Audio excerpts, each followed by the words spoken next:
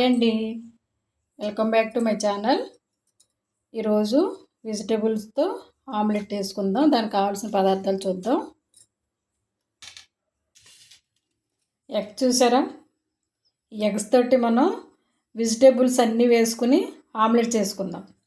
ఇది చక్కగా ప్లెయిన్గా కర్రీ లేకపోయినా ఉట్నే వేడన్నం పెట్టుకుని ఆమ్లెట్ నంజు పెట్టుకుని తినేయచ్చండి. అంత బాగుంటుంది. ఓకేనండి. ఇప్పుడు ఇవన్నీ కట్ చేసుకుని కడుక్కొని నీట్గా కట్ చేసుకుని ఆమ్లెట్ వేసుకుందాం. అన్నీ కట్ చేసుకున్నాను. ఇదిగో 3 ఉల్లిపాయలు కట్ చేసి పెట్టుకున్నానండి. 4 ఎగ్స్ బీట్ చేసి పెట్టాను. 1 స్పూన్ కారం, ఇది క్యారెట్ ముక్కలు, క్యాప్సికమ్ ముక్కలు కట్ చేశాను.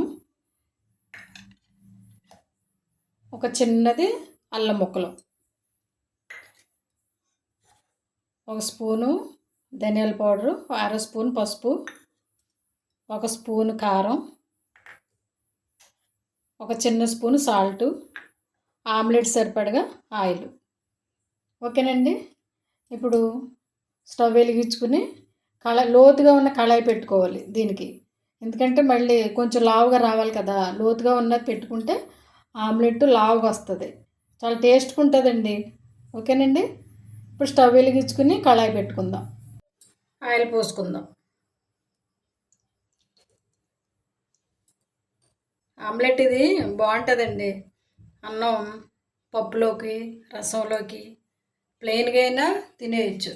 వెజిటేబుల్స్తో చేసుకుంటే ఆమ్లెట్ చాలా బాగుంటుందండి.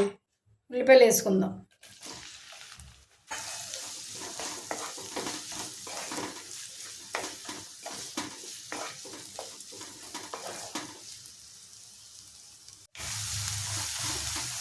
ఇందులో ఉప్పు వేసుకుందాం. ఉప్పు వేసుకుంటే త్వరగా మగ్గుతాయి కదా. అది ఉప్పు వేసుకుని బాగా వేయించుకుందాం.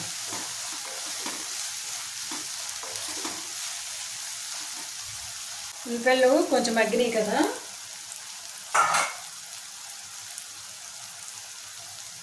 ఇప్పుడు అల్లం ముక్కలు,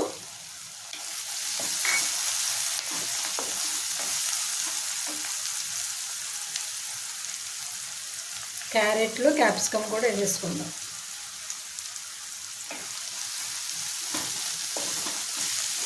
ఇవి కూడా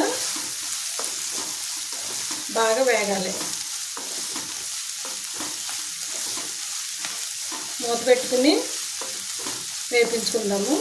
స్టవ్ మీడియం ఫ్లేమ్లో పెట్టుకుని ఒక 10 నిమిషాలు ఇలా వేపించుకుంటే ఇవి కూడా మగ్గిపోతాయి కదా. కొంచెం మెత్తగా అవ్వాలండి. క్యారెట్లు, క్యాప్సికమ్ మెత్తగా అవ్వాలి. అందుకు కొంచెం మూత పెట్టుకుంటే మెత్తగా అవుతాయి.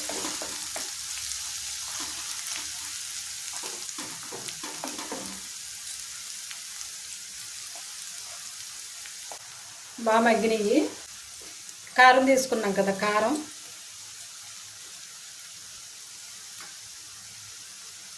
కొద్ది ధనియాల పౌడరు, 1/2 స్పూన్ పసుపు వేసేసుకోవాలి.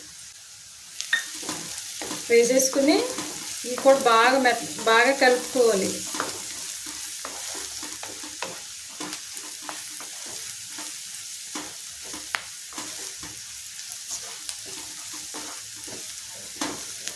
ఇంట్లో మెంబర్స్ని బట్టి ఎగ్స్ వేసుకోవచ్చు.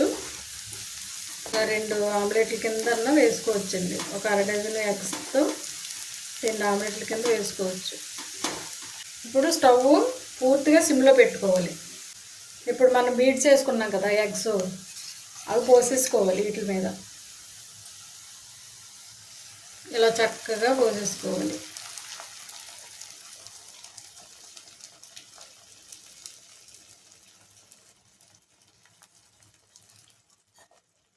ఇది ఇలా మూత పెట్టి సిమ్లో పెట్టుకుని ఉడికించుకుంటే ఆమ్లెట్ రెడీ అయిపోద్ది. మన ఆమ్లెట్ చూద్దాం ఎలా ఉందో. చూడండి. ఇప్పుడు దీన్ని తిరగేద్దాం.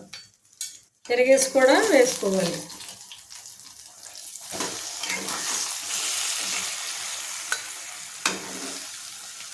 చూసారా?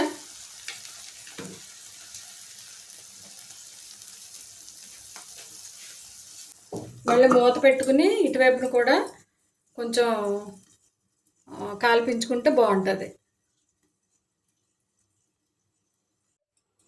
మన ఆమ్లెట్ రెడీ అయిపోయింది.